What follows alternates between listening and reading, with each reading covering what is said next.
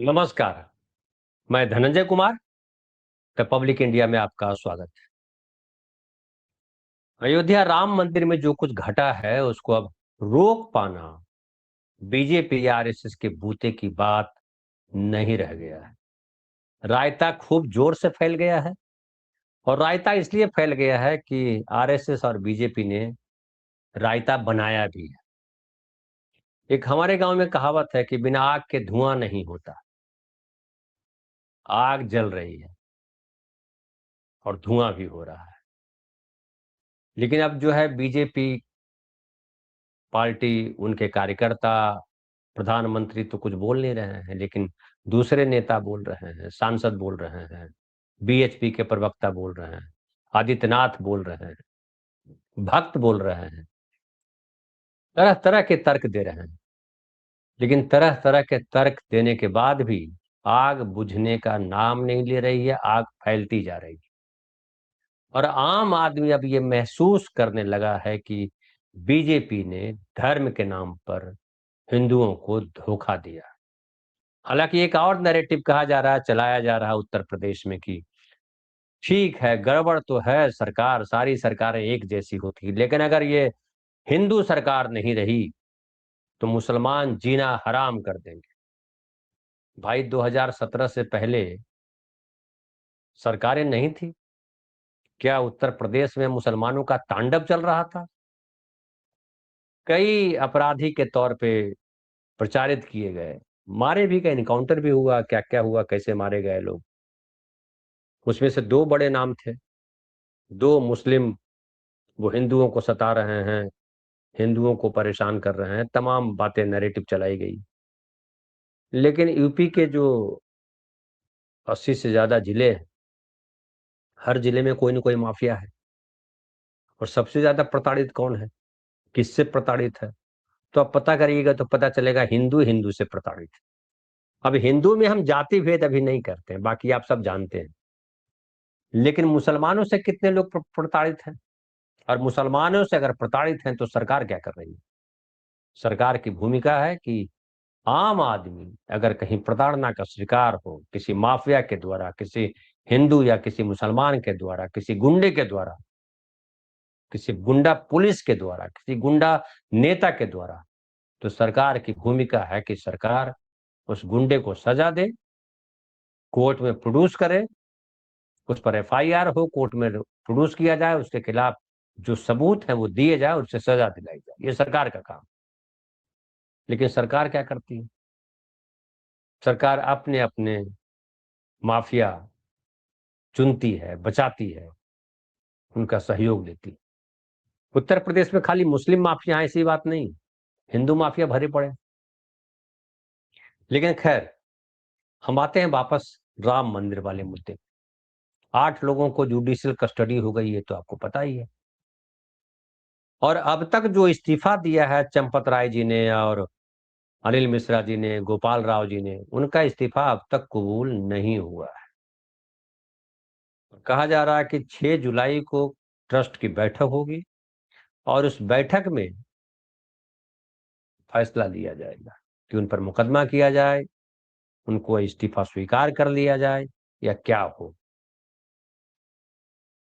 अब जो सारी बात आ रही है उसमें ये भी आ रही है कि आरएसएस मंदिर के ऊपर से अपना कब्जा किसी भी हाल में छोड़ना नहीं चाहता है। एक रिपोर्ट आपको हम दिखाते हैं, सुप्रिया सुरनेत बोल रही हैं, कांग्रेस की आईटी सेल की हेड है, शायद चेयरपर्सन है वो क्या बोल रही है जरा सुनिए। बहुत महत्वपूर्ण तथ्य आपके सामने रख रही है, उनको सुनिए, फिर मैं बताता हूँ। जरा वीडियो दिखाइए वो सुप्रिया सुरनेत वाला। ये कोई चंदा चोरी, चढ़ावा चोरी नहीं था, ये क्रिमिनलाइज्ड गैंग एक ऑपरेट कर रहा था। और मैंने भारत समाचार में अभी खबर पढ़ी आते वक्त, चंपत राय बंसल कोई महासचिव नहीं थे, वो तो पूरे राजा आदमी थे भैया। एक एजेंसी, सिक्योरिटी एजेंसी उनकी थी, 400 लोग उसमें कार्यरत थे। महीने का 1 करोड़ मतलब साल का 12 करोड़ रुपए उस सिक्योरिटी एजेंसी को दिया जाता था। वो सिक्योरिटी एजेंसी बीजेपी के एक्स एमपी बिहार के कोई है, उनकी सिक्योरिटी एजेंसी है। 400 निजी कर्मी, सुरक्षा कर्मी उस मंदिर में चंपत राय की सुरक्षा करते थे। और वो उस रूट पर भी तैनात रहते थे जहां पर गिनती होती थी, जहां से पैसा बैंक जाता था। तो सबसे बड़ा सवाल यह है कि केंद्र के सुरक्षा बल तैनात है, राज्य का फोर्स तैनात है, तो ये 400 निजी सुरक्षाकर्मी 1 करोड़ रुपए महीने पर क्या कर रहे थे? चंपत राय जी को अगर राजा बनना ही था तो चढ़ावे और चंदे से राजा बनने का उनकी इच्छा पूरी की जा रही थी। उनका जीवन में और वो क्या क्या करते थे, उनकी क्या प्रेफरेंसेस थी, अदरवाइज मैं उस पर चर्चा नहीं करना चाहती। वो लोग बोल ही रहे हैं तो आरएसएस के बारे में पुरानी बातें कही जाती हैं। लेकिन हाँ, मेरे मन में यह सवाल जरूर उठता है कि ये निजी सुरक्षा कर्मी क्या कर रहे थे उनके लिए।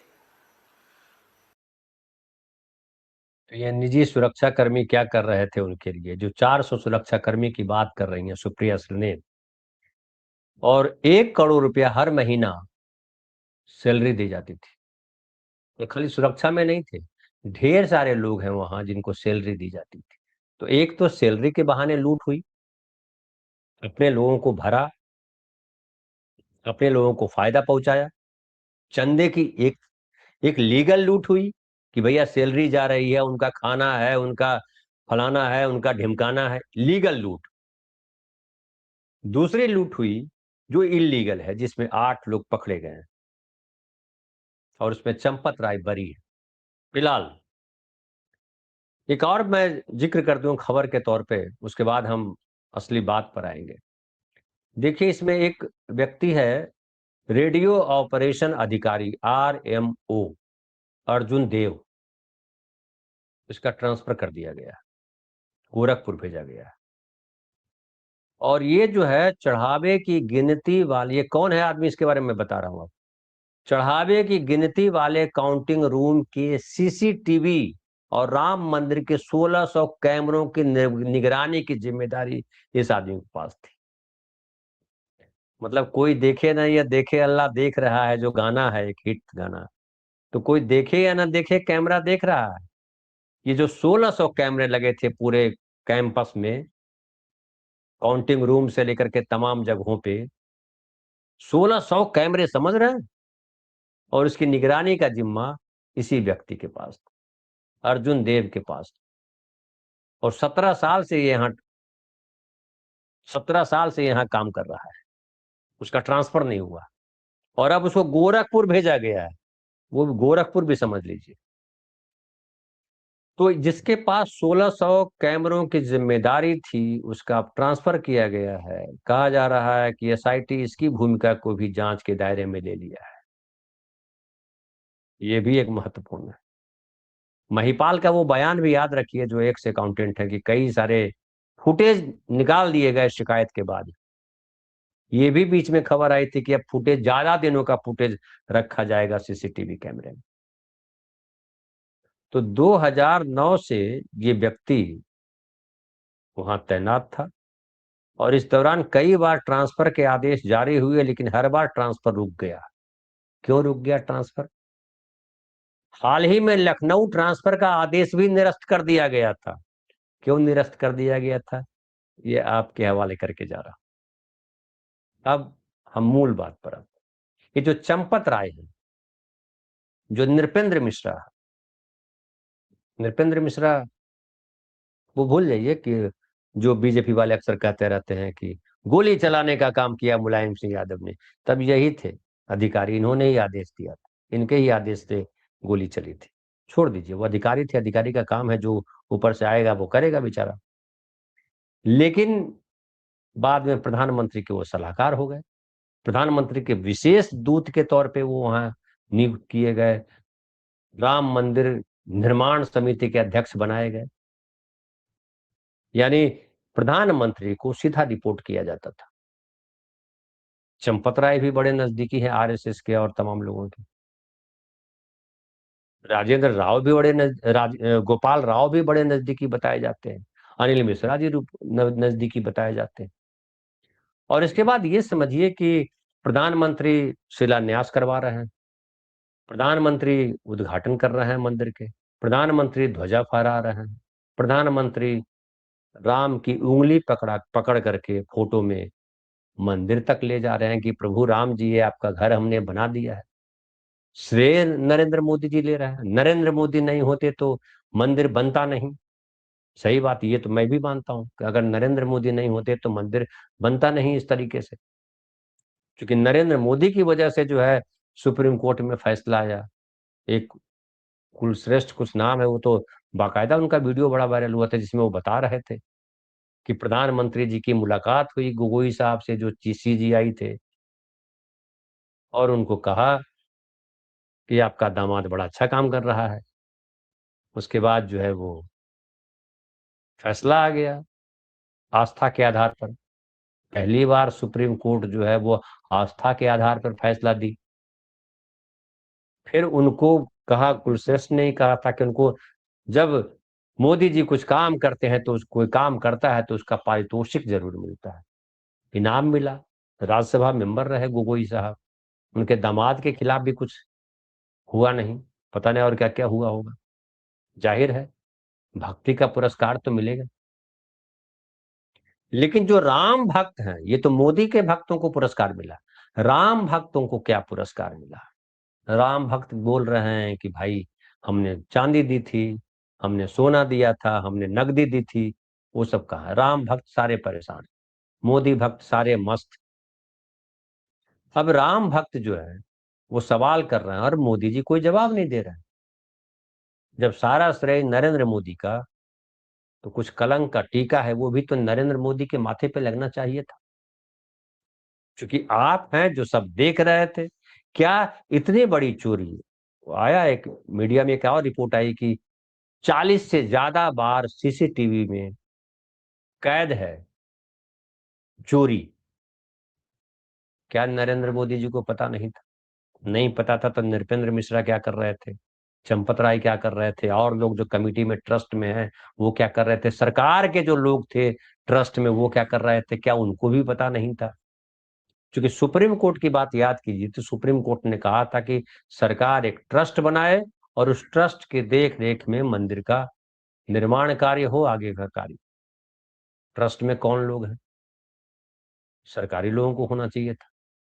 लेकिन महत्वपूर्ण पदों पर आरएसएस ने अपने लोगों को भर दिया। सरकार के लोग हैं, लेकिन सरकार के लोगों की क्या जिम्मेदारी नहीं थी? क्या जो अधिकारी हैं, सरकारी अधिकारी, उनको उन पर मुकदमा दर्ज नहीं होना चाहिए कि आपके होते ट्रस्ट में ऐसी बेईमानी क्यों हुई? ये सब गायब है। नरेंद्र मोदी चुप है, कुछ नहीं बोलेंगे। बोलेंगे तो फिर वही बोलेंगे जो आदित्यनाथ ने कहा, हिंदुओं को बदनाम किया जा रहा है, सनातन धर्म को बदनाम किया जा रहा है, दोषियों को सजा मिलेगी। ऊपर वाला सजा देगा। किस किस को ऊपर वाला सजा देगा नहीं पता मुझे, लेकिन कल मिलेगा। अभी जो होना था उसमें तो बेईमानी साफ साफ दिखाई पड़ रही है। और उत्तर प्रदेश में आप जानते हैं कि 6-7 महीने 8 महीने बाद चुनाव होना है, 2027 के शुरुआत में ही। और ये चुनाव जो है बीजेपी के लिए इस बार सरदर्द बनेगा। हालांकि मुझे लग रहा है कि अभी बहुत सारे कर्मकांड होने बाकी है। आरएसएस और बीजेपी के, नरेंद्र मोदी आदित्यनाथ के तर्कस में कई सारे तीर होते हैं। अचानक कोई तीर निकल आएगा। अभी तो मॉनसून सत्र की तैयारी चल रही है कि कैसे 2/3 बहुमत जुटाया जाए ताकि जो बचा खुचा बिल है, वन नेशन वन इलेक्शन से लेकर के परिसीमन तक का बिल पास करा लिया जाए। इसको तोड़ो, उसको फोड़ो, उसको जोड़ो। तमिलनाडु वहां पे जो पश्चिम बंगाल में तो हंगामा अभी भी मचा हुआ है। लेकिन ये साफ साफ इसमें दिखाई पड़ रहा है कि प्रधानमंत्री जी को खबर होगी। क्योंकि इतने सारे सूत्र प्रधानमंत्री के वहां, प्रधानमंत्री के लोग वहां हैं, प्रधानमंत्री की को रिपोर्ट करने वाले लोग वहां ट्रस्ट में थे, सरकार के अधिकारी ट्रस्ट में थे। इतनी चोरियां हुई। कहा जा रहा है कि कोई 12,000 की नौकरी करने वाला 25 लाख का घर खरीद रहा है। तुरंत कैसे खरीद लिया? 50,000 रुपया वो जो है लुटा दिया किसी बार में जा करके। क्या सरकार को पता नहीं? अगर नहीं पता है तो आदित्यनाथ की सरकार कर क्या रही है? वो पुलिस तो बड़ी चौकस है। मस्जिद के अंदर देख लेती है पुलिस के वहां पोस्टर रखा हुआ है, आई लव मोहम्मद। और फिर वो पोस्टर रखा है ये जान करके मस्जिद को ढहा देती है। लेकिन मंदिर की तरफ कोई बुलडोजर नहीं आ रहा। मंदिर में चोरी करने वाले लोग हैं, उनके घर की तरफ कोई बुलडोजर नहीं जा रहा। हालांकि मैं बुलडोजर के खिलाफ। अभी मैं एक वीडियो देख रहा था जिसमें पश्चिम बंगाल के कॉरपोरेटर जो टीएमसी के थे, उनको भारी भीड़ पुलिस की देख रेख में भारी भीड़ ने घेर लिया है, मारपीट कर रही है, अंडे फेंक रही है, डंडे से मार रही है। क्या क्या हो रहा है, ये क्या है? करप्शन बर्दाश्त नहीं करेंगे। मंदिर की तरफ कोई भीड़ आता दिखाई पड़ा क्या? भक्तों की भीड़ चली आ रही।